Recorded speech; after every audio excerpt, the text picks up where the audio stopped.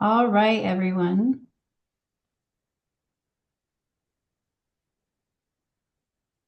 Betduwaste.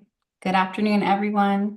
My name is Jillian Waln. I'm Sicangu Lakota from what's known as the Rosebud Sioux Tribe. I work and lead our marketing and storytelling department. I just want to say that I think you all are very amazing for joining us on a Monday. I was just telling my colleagues that a miracle happened because I lost my voice over the weekend. So I just been downing hot water and honey, and my voice came back. And so I'm very excited to be speaking with all of you today.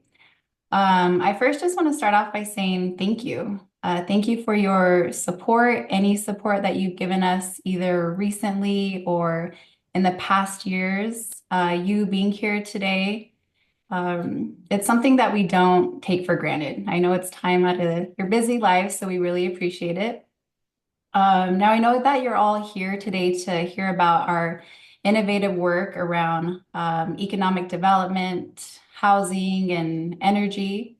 But I just wanted to reiterate that we are a very large ecosystem that consists of for-profit and nonprofit entities, as well as a native-owned CDFI.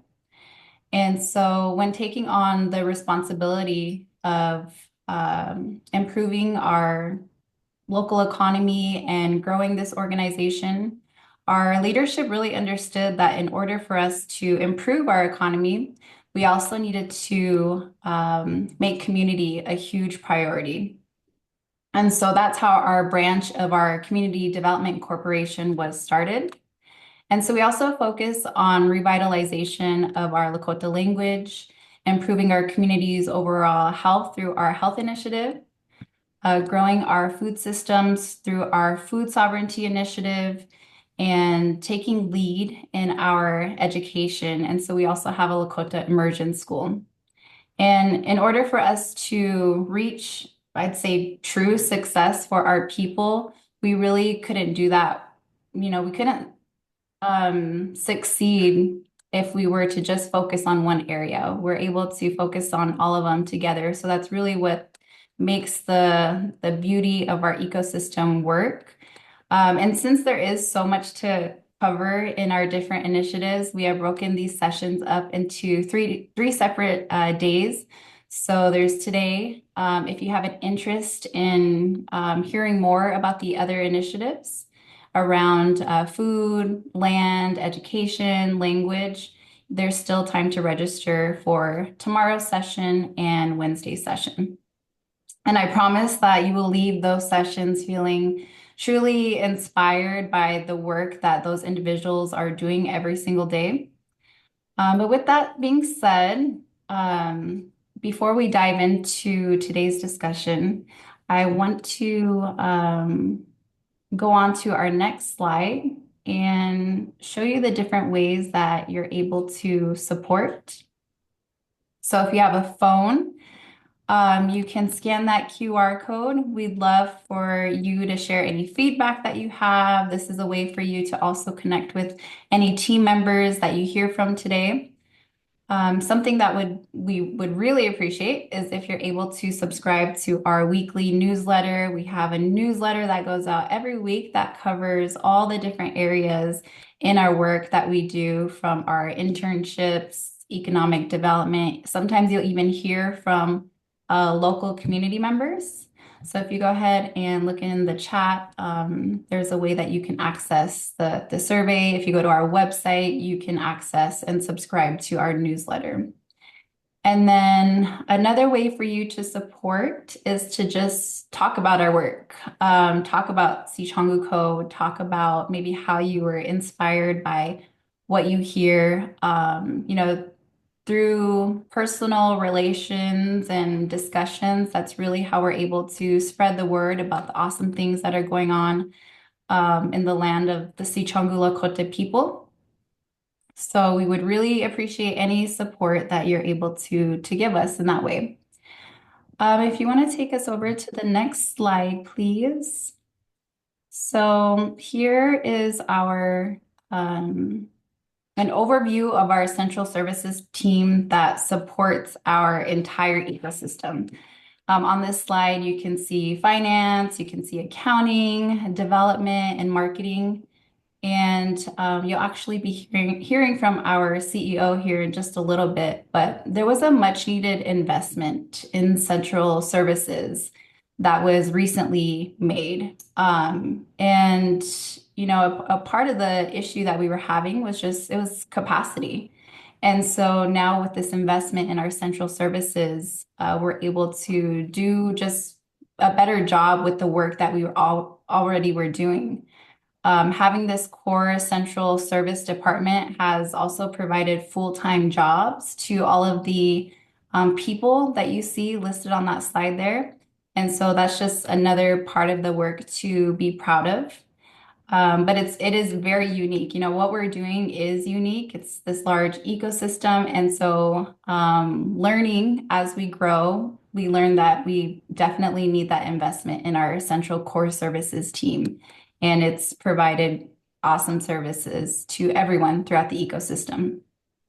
So our amazing CEO, Clay Colombe, who of course helps push all of this work forward, he couldn't join us live today. He had another work commitment that he had to be at, but he'll still actually be joining us. It's going to be through a recorded video that he wanted to share with all of you. So I will pass it over to Aaron, who's our tech person for the day, and he will play that video.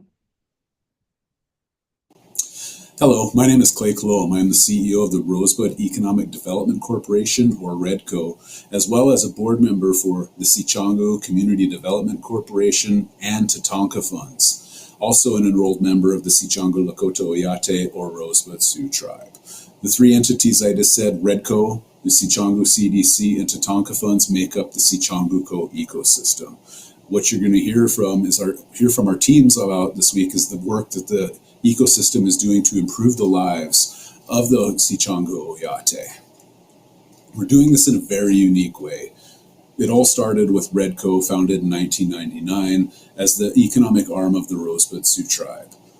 As work progressed with REDCO, we found needs within the community that were not being addressed, such as preserving our language, education, food systems and sovereignty, health of our tribal members. We started initiatives to work on that and then created the Sicangu Community Development Corporation. Also a large financial services need, which our emerging CDFI Tatanka Funds is looking at doing. As the CEO of the business side of all this, I'm making sure that we are investing some of our profits to help continue these initiatives to grow. Our main way of doing that is through in-kind services, providing administrative services such as finance, payroll, HR, and the like. That is going to be our biggest focus of growth in 2025. In 2024 and before, we have grown by 70 jobs in the ecosystem. I started in 2017. We had about 25 employees. At the end of 2024, we had close to 90. It's great growth. It's only one of the problems is we didn't match our back office support with that. We started doing that in 2024 and will continue in 2025, adding administrative executive positions, continued support HR, marketing, development, as well as adding multiple jobs in our finance staff, all helping to protect our investments in these and allow our professionals that work in these initiatives to focus on that while creating these other new jobs, ensuring that we're doing the best for our shareholders, the Wakpala. Again, we've added about 70 jobs in the last 10 years and looking to add 10 or 20 more, which is awesome. One problem with that we're running into is space, especially in our back office and at the school. Another one of the major issues that we're facing this year is the freeze on federal funding and the chaos of this current administration. So here throughout the week, we've built incredible momentum over the past few years, but this freeze and clawback of federal funding is threatening that. It's threatening to distract our team from focusing on the important work they're doing. That work is extremely important for our community. They need and deserve this. Rather than planning community events or preparing for spring programs, members of our staff are now working countless hours developing multiple contingency plans, which include significant cutbacks to many of our programs, slowing momentum. this past week confirmed our fears when we were unexpectedly received termination letter of one of our signed federal awards. Since receiving that news, we are operating on the assumption it's only a matter of time before more funding is clawed back. However, here at Sicangu Co., we never let any challenges define us. Our vision for a strong, thriving Sicangu is as strong as ever, and as you'll hear from our team, we have the pieces in place to create a better world for the next 7 generations. Thank you so much for our time. Thank you for being a partner of us. Mopila. All right, so I'm very glad that you all still got to hear from Clay and feel his presence. I actually talked to him personally, and he said he would have much rather have been here in person rather than have the pressure of recording a video, which is understandable. But I also wanted to remind you, if you have any questions throughout this discussion today, feel free to put your questions in the chat. Before I introduce the next person, I want to provide a quick update on Peji, which is our very own tribally licensed medical cannabis dispensary right here on the Rosebud Reservation. This is a huge win for us. We're making sure that both our tribal members and non-members have access to affordable, high-quality medicine without having to travel very far. Traveling, long distance is something that our community members have to do for really any basic needs, things like groceries and clothing and entertainment. So to bring this right here to the Rosebud Reservation where community members could have easier access is really a big win for the community. But beyond that, Pejico is just becoming a key part of our community, not just as a medicinal resource, but as an economic driver. In just 4 months, they broke $100,000 in revenue, and they've been able to create 10 full-time jobs so far, with a plan to, of course, bring on even more people as they continue to grow. The Pejico team has been expanding their product line with new strains. They're locking in new weekly specials and deals on their most popular products, and they're continuing to improve what they already offer. Lastly, I also wanted to note that there are no grant or no donation money goes to anything related to Pejico. It is a totally separate business venture. So with that little update, I hope that, yeah, you look into Pejico and how it's been able to, just 4 months in, really make an impact in our community with jobs and the revenue. So that's really exciting. I'm happy to share that news with you all today. But I'm actually going to go ahead and pass it over to our Chief Development Economic Officer, who is Michael LaPointe, who has a wealth of knowledge, and I know you guys are going to love hearing from him. Oh, let me, Michael LaPointe Machia. My name is Michael LaPointe, and as Jillian said, I'm the Chief Economic Development Officer here at Sicangu Co. First of all, can you hear me okay? Is everything clear, Jillian? Sound good? Yep, everything sounds good. All right, appreciate that. All right, and I'm glad Clay was able to give some background as to where we're at, what we're going through, what we're dealing with, and the background from Jillian in terms of where we're at. And how the format of today is taking place. And the thing I found really interesting about that introductory slide that Jillian has there for all of us today was the data-driven approach to a lot of this. My background's in economics, and as a trained economist, one of the things that I focus on for Sicangu Co. is to use data to look at ways of developing the economy. And the overall goal for us is to get to full employment. And the only way we can do that is to look at different sets of accurate data to develop predictive models that show us how to get there. And one of the things that we did recently, and the Rosebud Sioux Tribe helped us with this, was to develop a 10-year economic development roadmap. And within that, we focused on 3 specific industries that help us get there. It's not complete full employment, for which by definition is 97% of our 11,510 people that need jobs here between the ages of 18 and 65. Uh, but what we did was we brought in a kind of it was a global consulting group, Partners in Performance, who recently was bought out by Accenture. They deal with energy. And as we did that, and we know the numbers, we know the statistics about the poorest county in America. You go and look at Forbes magazine articles, you can Google that, you'll see Todd County is always towards the bottom there. 52% of our people are in social service programs, living below poverty, about the same rate. Type 2 diabetes, same 52%. Academic achievement rates are low.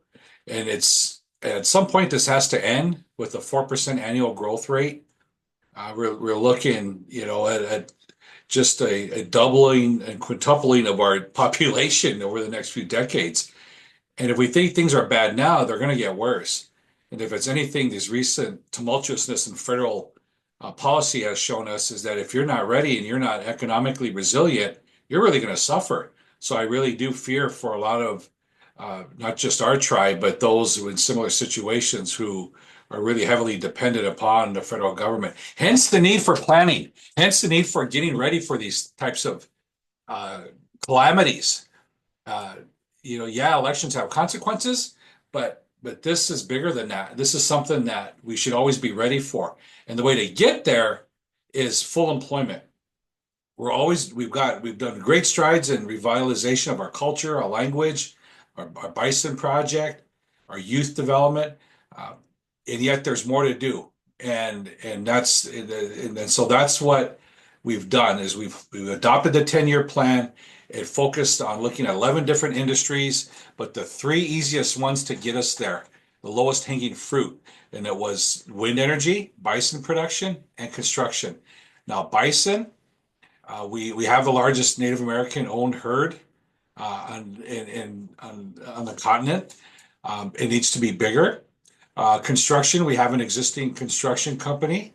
It needs to expand into larger markets in the state, like in Pennington County, which is the Rapid City Metropolitan Statistical Area, the MSA up there. And wind, we don't have the gaming markets of our relatives to the east and the Shakopees of Minneapolis. We don't have the markets of population for gaming on the east or west coast. We don't have oil or anything of that nature like some of the tribes to the south of us in the Oklahoma area or even up in North Dakota with natural gas and oil. And that's fine. What we do have is a lot of wind. And so I'll go briefly into the three of these economic impacts. And first of all, we were already in bison. If we get our herd a little over 5,000, 5,500 bison that we can start to cull out some of that herd, and we can generate about $1.5 billion in annual sales for bison meat. It pays way better and beyond per pound versus cattle or even other commodities of ag. We own 1 million acres of land here. We lease all of it out pretty much and don't farm it ourselves. But those commodities, soybeans, corn, wheat, they're real marginal. This PIP, Partners in Performance Group, came in and did about $1.5 million worth of pro bono work for us and looked at all these things, looked at all the data that we had internally, and actually made these recommendations upon that by saying, yeah, these are your three lowest hanging fruit. Your bison herd because you have it, your construction division because it's already up and running, and you could generate, each year when you do that, a little over about $500,000, actually $500,000,000, $480 million in annual sales out of that market when you reach your full capacity. But the wind was the big one. That represents a potential, let's say for our 400 megawatt project that we're looking at revitalizing. The tribe looked at this about 15 years ago, about 126 turbines. And basically would at today's rates about 625 million in revenue that we could generate there. About 3,050 jobs with those three sectors over a 10-year period is what's been analyzed and predicted and what the tribe adopted as a goal for us to pursue.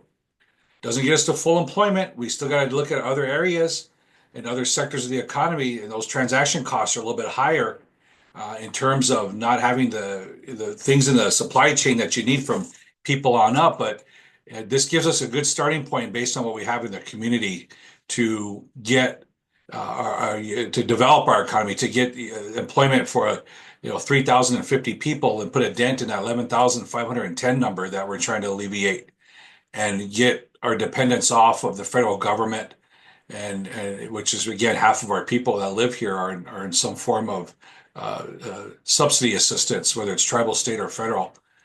And so, that does numbers. We're at about 80. I'll just do this. About $500 million leaves our community from local purchases. So we're trying to develop strategies to capture that, keep it here. One of the biggest obstacles that we have, it isn't just physical space that Clay mentioned. It's people, having really getting people out here. I know a lot of communities are dealing with that throughout the US, especially during COVID, but we really need more. For what I need in my department are more MBAs. You see next to my name is a gentleman named Tanner Colombe. Got his MBA at the same place where Clay and I went to school at the University of South Dakota in Vermilion. And it's we I need about three more of those folks to help out. We're really inundated. But again, the goal, using data to basically get out of poverty. It's not that. I used to be a home builder, so I know that you follow your A1, your M1, your Site 1 maps. A1 being the drawing ones, M the mechanical, S the site, A the design of the house, A1. And before you even build and get a family in that house, you really go out and you do the engineering, you do the math, you work with competent people architects that help you build that. Well, it's no different than with an economy. You need to know with a high degree of probability and accuracy, what's needed, what you can prove that's needed. We've done our consumer expenditure survey data studies that came back when we tested the line items that were accurate to show what would work basically in terms of what consumers need and the 677 jobs that would come from that on the retail end of development for what everybody needs. Then the rest is industry. It's doing what Ho Chunk in Nebraska has done. It's doing what Governor Henatubby's done down in Oklahoma. It's kind of but tailored to what our geography and our needs up here without losing our identity as a people or in our culture. The energy development's clean. It fits part into the green energy that Biden wanted, but ironically, it fits into what Trump wants for AI and machine learning, the ML sectors as well. They can't, nobody wants, it's going to take too long for nuclear power, 15 to 19 years. Fossil fuels, nobody wants to drill. It's not profitable, so, what's left? Even though a lot of AI data centers don't really, they'll argue about this is really, they say the three states in one Canadian province where you can do it, North Dakota, West Virginia and Texas, and I think Manitoba. But South Dakota, the Great Plains, and has a lot of wind. And to that end, what I'll say is that to help us get to full employment, we went to the White House back in, it must have been before Thanksgiving, and asked for help for our energy projects. And what came of that on December 16th, then President Biden announced that our tribal corridor project was modified and selected. What that basically means is we've always had wind here, but we can never ship it. And so they selected this region, this area, and having to put that corridor from North Dakota, South Dakota, down into parts of Nebraska, right through Indian country. There were those that wanted to see that outside of Indian country in the state, but instead it got put through Indian country, and they're doing phase 3 development of that right now, which is basically getting NEPA comment analysis, National Environmental Policy Act. And so if it gets to phase 4, I'm talking about a $2 billion project, runs right through our yard in part, in our backyard here at Rosebud. And then now we have a place to capture the wind and sell it to those that need it, whether it's AI or anyone else. And so it's a way by which you can leverage profits to feed the other entities to, get projects started, help get out of poverty. So that's the latest on that front. We've got some comments. We because it had the name tribal in it, we thought it might get axed by the administration, but instead Secretary Wright from DOE, Department of Energy, had extended the deadline from Valentine's Day to April 15th, I believe, for phase three comments. So we're appreciative of that, and we get a little more time and input for that particular portion of the project. So um, we can't forget about the big stuff. Yeah, this is a big picture thing. We have a Department of Treasury SSBCI award, State Small Business Credit Initiative, 7.9 million. We got about a third of that tranche, a little over 2 million to start. We're hoping to get the other part of that. A lot of our people and different federal agencies don't know how to answer our questions just yet in terms of whether we get awards or not. But we're hoping that irrespective of a U.S. government shutdown in 11 days or 12 days, that we get some information before then or even during that shutdown, which is probably going to happen. So it's we're doing what we can to get ourselves out of poverty. What we have thus far is a lot of really well thought out approaches. Uh, a lot of this data driven portion of this and what I work on, we don't have doesn't have a lot of attention. We don't have the budget for it. I need $1 million for it. We've got about 250,000 for it right now. I've been a one-man band until we got Tanner on. Um, but we know what we need to do. And so with that, I'll just say that there's, we're looking. We appreciate all the help we get from all sources. We're always open to more help, especially in lieu of we probably may not see a lot. We're not going to get $30 million from the Economic Development Administration to build an industrial park to take care of the retail end and commercial side of what we want to do with our economic hub on our reservation. But that's hey, this tribe has been through a lot throughout since its inception, even before the reservation system, and we've survived termination policy, and assimilation policies, and we'll get through this too. And so we're just thankful for everything we have. So thank you for for listening, and I'll pass it on to Shere.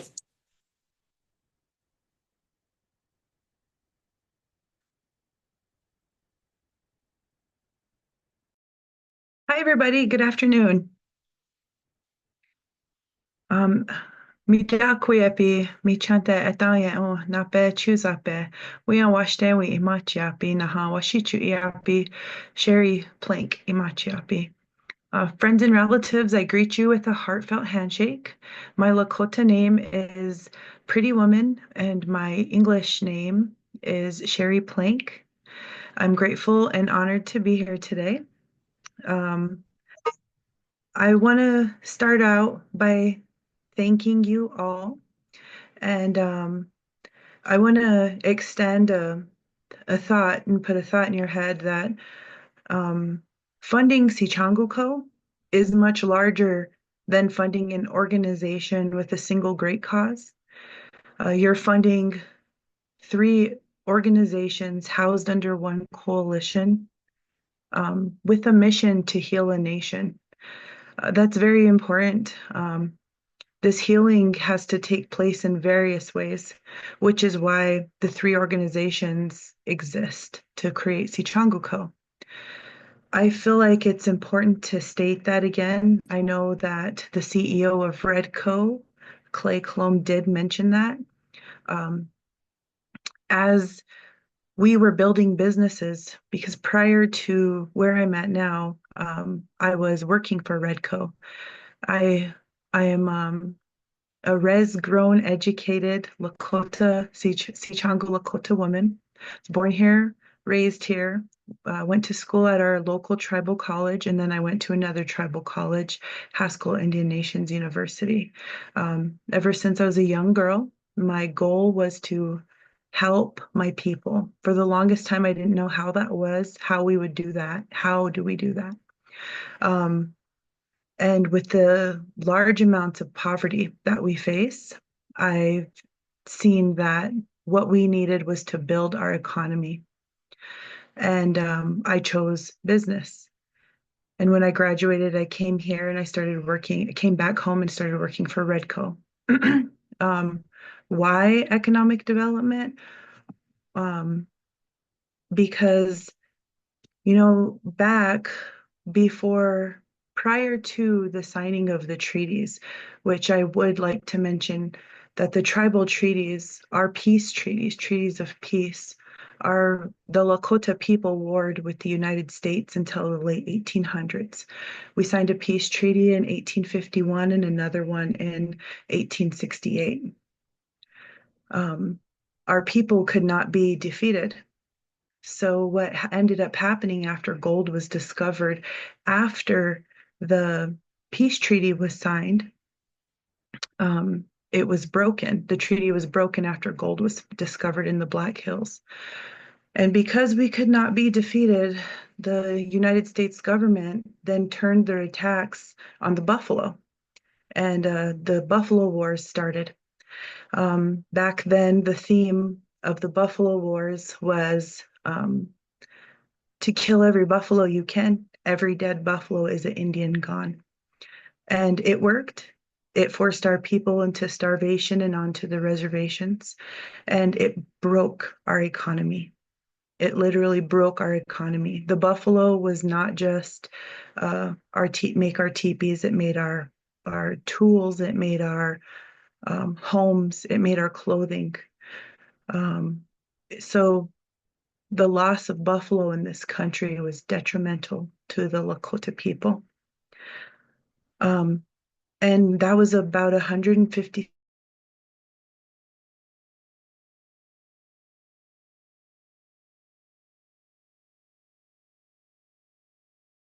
Through the treaties, some of the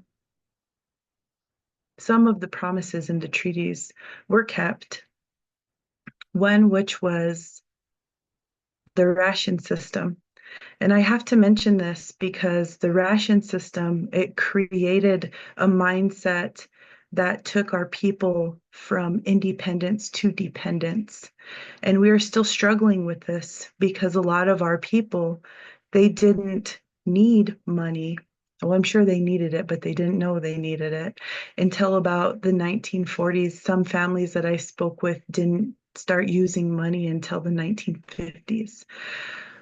Of course, all families are diverse and different, and some had more exposures to money sooner than that. But with every program within Sicangu Co, they all have their area of focus, and they all have an extremely important purpose that has a mission to rekindle something that our people once lost, whether that be language, a relationship with the buffalo, our taking control of our health, the health of our children, our women, whether that be reminding our people that we're good at business and that we always were, even though we use the barter system historically and traditionally. At Tatanka Funds, so I'm the president of the board for Tatanka Funds, and Tatanka Funds Incorporated is an emerging CDFI, and we have been charged with helping to build our local economy. When we were building businesses, when I was at Redco in 2013 to 19, one of the biggest things that we seen was a lot of people wanted Redco to focus on local businesses. But we feel like that's a place for local people to have an opportunity towards entrepreneurship. So Redco needs to focus on larger businesses, save the local businesses for the people to start their own businesses. This is one of the ways that we see people coming out of poverty and being excited about it, starting their own business and working for themselves. It's very important, which is why the work that Tatanka Funds does is very important. With Tatanka Funds, of course, we have our technical assistance, and a lot of times, we start talking about finances and technical assistance, and people it's unknown to them, so they get scared or intimidated. So we really take a traditional approach. We really have a tailored educational financial literacy and home buyer education. And We offer financial literacy for adults and youth, homebuyer education, housing counseling, and business technical assistance. As far as business technical assistance goes, we've learned that workshops are more helpful and impactful than just basic classes teaching them about, building a business plan and giving them a layout and saying, here's how it's done. Go do it. We've learned that people really need a hands-on approach. We have to sit down because some of them don't know what like a marketing strategy is. Some of them don't know how to develop a budget. So we sit down and work with them in all those aspects. Currently, we offer small business microloans up to 5K, but I must say that this loan fund might be retracted back. This is the Rural Development Small Business Loan that we got from the USDA. We offer agricultural loans and consumer loans. So for me as the board president, one of the things that I've seen is that a lot of people aren't taught about money at home or even in school. And a lot of people turn 18 and ruin their credit immediately. So a heavy focus on consumer loans is what we are focusing on. We really want to help our people learn to manage their credit, manage their finances, learn about different types of spending. And it's really important to bring our people out of poverty by making it so that they can build a life that isn't paycheck to paycheck. So it's very important to us. Another thing that we do that's not really highlighted a lot that I want to take some time to highlight because it's been such a great program, but it also is going to be retracted by federal funds is our construction internship program. We sit on the South Dakota Native Homeownership Housing Coalition. And through that, we found that one of the biggest issues is workforce development. So within workforce development, we made it so we have a program here locally that we're taking advantage of this program locally, the construction internship. It's a good jobs grant through the EDA and the South Dakota Native Home Ownership Coalition. It's passed down to 5 different programs on 5 reservations. And it's to help build contractors, appraisers, inspectors, and it gives them an opportunity to work with a current or local construction company. Last year, our first year, we had a 95% placement rate. And last year, or this year, we had a 90% placement rate. And Charlie Colombe, our program manager, she is the one who heads that up, and that's where she's paid out of.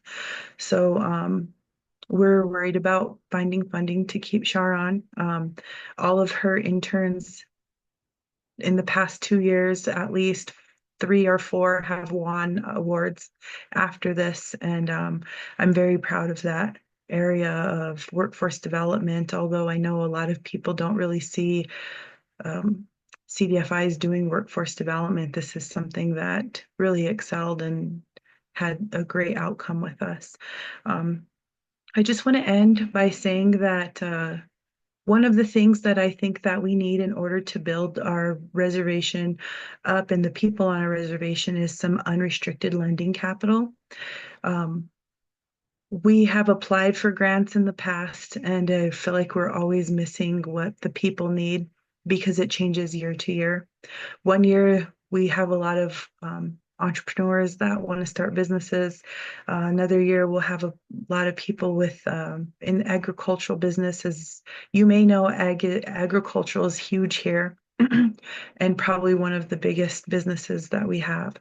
And then there's the people who come through the other programs within the coalition. Like we have a lot of young people that come through the workforce development that Jessica runs, and they work with us on financial literacy. It would be wonderful to get all those young people to be able to start building their credit while they're taking financial literacy classes. We also need the ability to do larger business loans for local people. We're always restricted to microloans from all the funding that we've gotten in the past, and the same with the ag loans. But with that, I just want to thank you for your time, and I appreciate you being here and listening to our story. Tatanka, have a good day. All right. Thank you so much, Shere. We're going to go ahead and pass it over to our Executive Director of Community Development, Michael Prate. Thanks, Jillian. Wakpala, Wakpala, Mike Prate, Macha, Chante, Washte, Nape, Choose Upload. Mike, I'm the Executive Director for Sicangu CDC, so one of the sister entities of Sicangu Co that Clay and Shere mentioned. Today, I am here talking about the Keya Wakpala Woicageyapi project, which is a massive housing and community development effort that really kind of brings a lot of the things you'll hear on today's call, as well as in the webinars that we'll be doing tomorrow on language and learning, workforce development, and the following day, talking about food and agriculture, land-based work. Kind of brings a lot of the spirit of the projects that we run throughout this ecosystem into a physical location, and building up a new kind of Sicangu community, one that really draws on community values and vision for what the future can hold. Just a quick background on myself. I'm originally born and raised in New York, moved out to Rosebud in 2013 and joined up with Redco in 2015 as we were getting our first community initiative, our food sovereignty initiative, off the ground, and stepped in as the director of that program and helped get that built. Really grateful and blessed to have been able to work with this company and this community throughout so much growth over the last 10 or so years. I'm very passionate about this work, and for multiple reasons. One is just love our community, love the people and the Yate here. So want to do right and do best work that we can on a daily basis to bring about the kind of future that we want to see for our kids, grandkids, and for their kids and grandkids. But also something that I wanted to share, and it was a piece of advice on a previous CEO as he was getting ready to step out of the organization. I asked him for advice and kind of things that he saw. And one thing he encouraged me to do is to share a little bit of a story. Why do you work here? Why did someone who's not of the community, not from the community, come and choose to make their life here, raise their family here, and throw in on this kind of work? And something that I really believe is that some of the most innovative work in the country is happening right here in Sicangu country, in Indian country generally, but I think I have a bias towards Sicangu country. And I would add, beyond innovative, I think we think of innovative as pushing the boundaries, and maybe a tech or something like that comes to mind when we say innovative. But I think the other thing that really strengthens the work that's happening on the ground in our community is that it's values driven. And the kind of projects, the kind of work, the kind of businesses, the kind of systems that we need to build for the future to have thriving that's going to last for generations has to be values driven.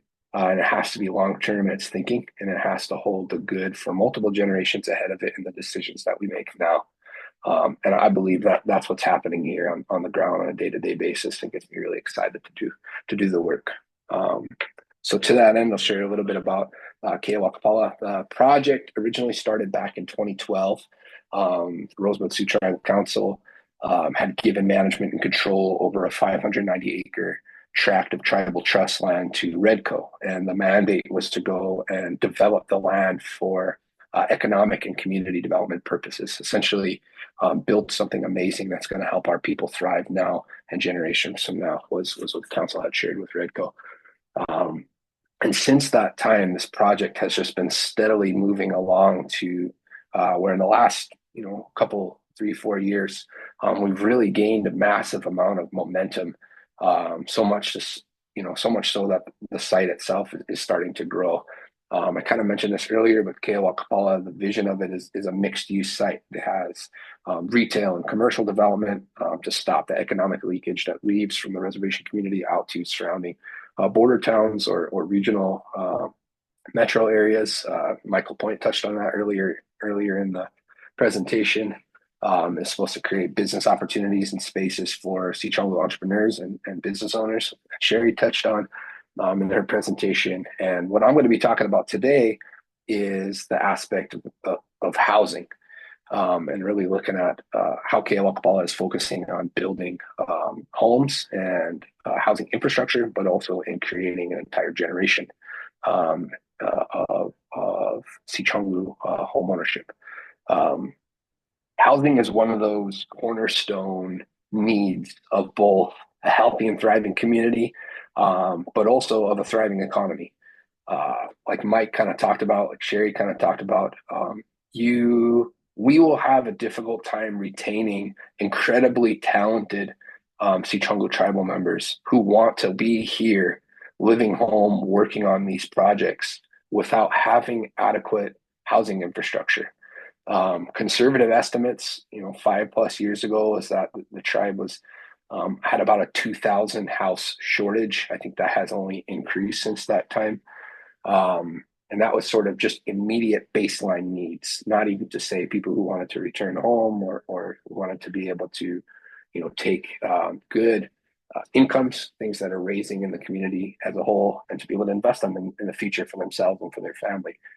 So at a base level, there's that piece for housing, but like Mike mentioned as well, housing also brings a massive amount of economic opportunity in the form of tribal contracting for entrepreneurs who are running construction and contracting businesses, and the economy, primarily if the more we're shipping houses into the community from external manufacturers, the more leakage per home there is, instead of turning dollars over multiple times in the community. So these are some of the pieces that the housing project at Keya Wakpala is trying to capture, trying to keep as much funding per home within the community as possible.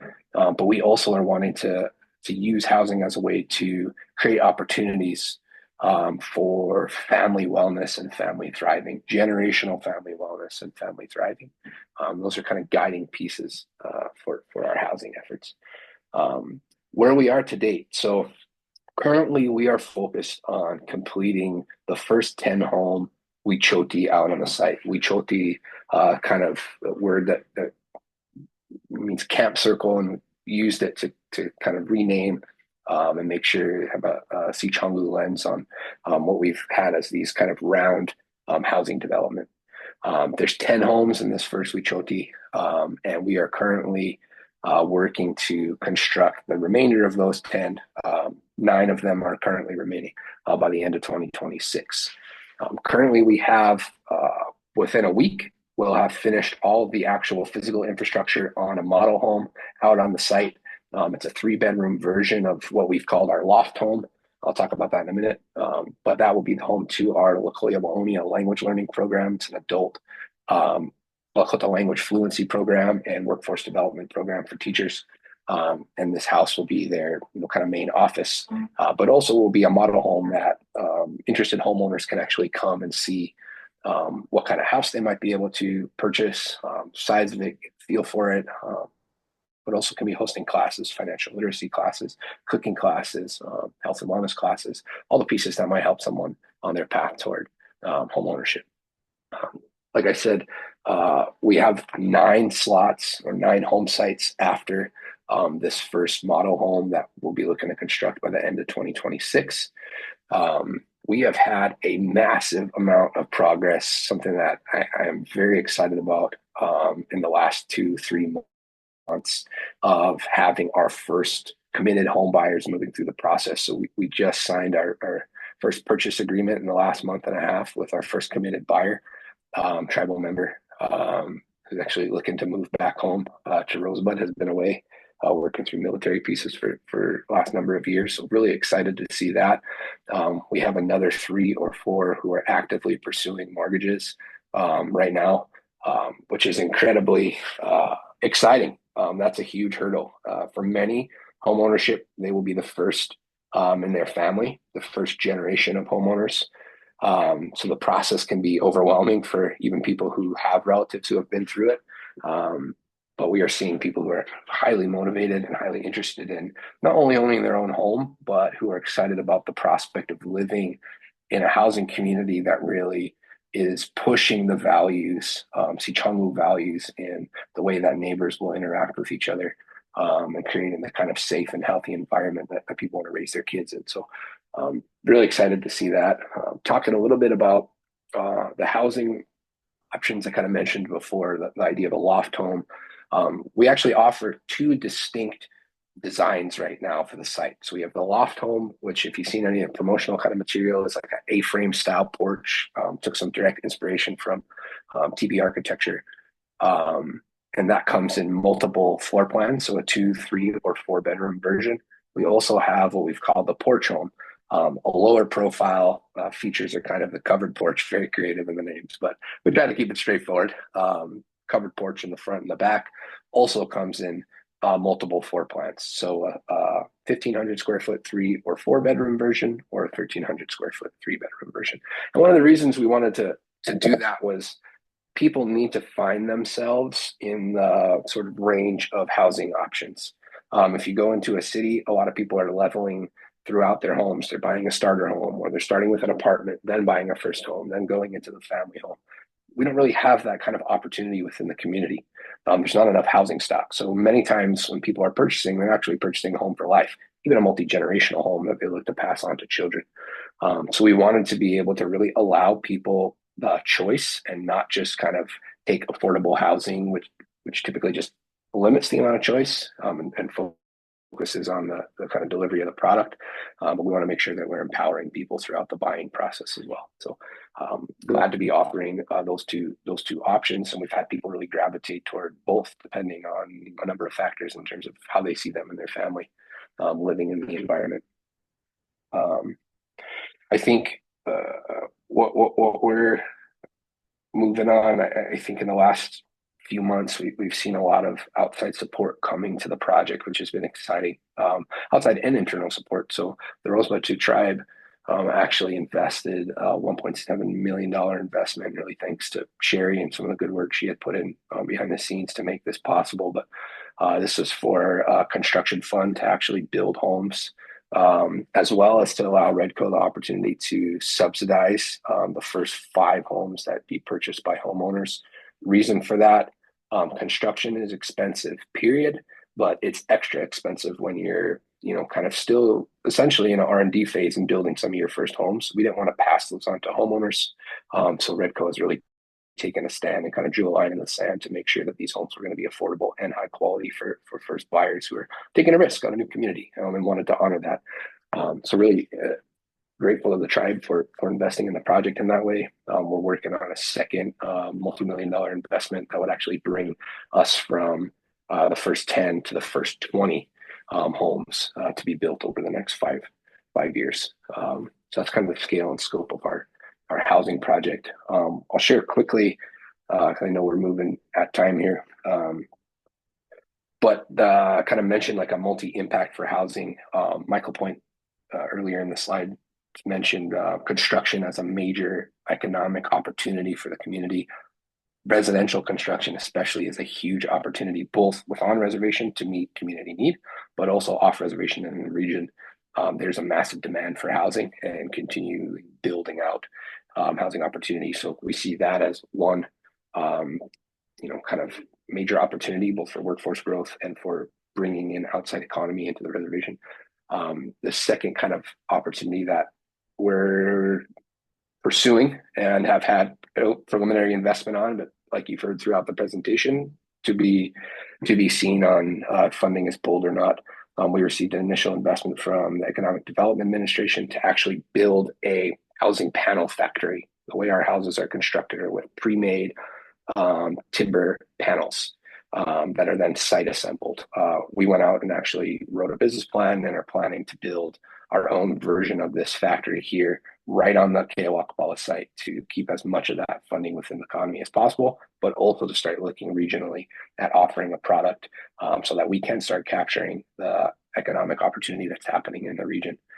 So very excited to see where that goes. Again, to be determined timeline wise in terms of the funding from EDA and if any of that should be removed. Last kind of piece that I'll share, it has to share gaps, challenges, like things that are just infrastructure is always tough with a housing project, especially if you're not trying to pass the cost of infrastructure on to a homeowner, which we are not. We have had success with public sources, federal and state sources of funding for infrastructure. Some of those infrastructure meaning water, sewer, roads, all those pieces. Some of those are currently under threat. We're monitoring to see what will happen.